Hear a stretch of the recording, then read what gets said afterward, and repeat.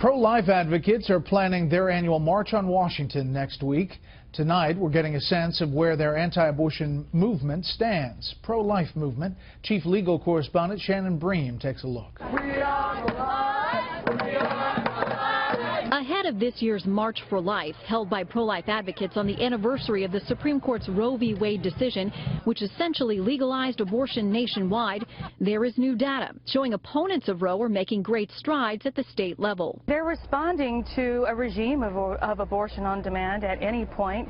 And what are they doing? They are passing common sense legislation all across the country. They're really moving back to where common ground is on this issue. It's a cause for concern among the pro-choice community. The Guttmacher Institute notes that a quarter of all the abortion restrictions passed since Roe have come in just the last 5 years, calling it a, quote, sustained assault on abortion access. National Abortion Rights Action League President Elise Hogue calls it the, quote, crisis in the states. And the Planned Parenthood Action Fund, which has endorsed Hillary Clinton's presidential bid, says the state laws have, quote, wreaked havoc for abortion access. Both groups are focused on not only the state fights, but also on the one brewing now at the U.S. Supreme Court, which will hear a challenge to abortion restrictions out of Texas on March 2nd. At issue in the case, new standards for both abortion providers and their clinics, such as requiring abortion doctors to have hospital admitting privileges within 30 miles. Opponents say the mandates would lead to the closure of more than 75% of abortion clinics in Texas.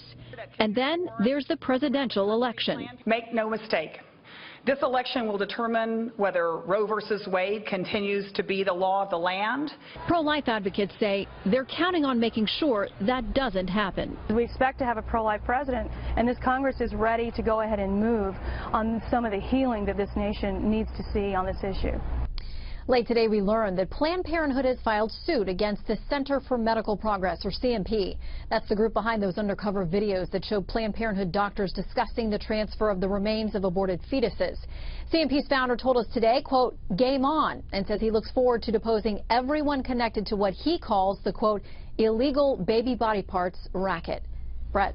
Shannon, thank you.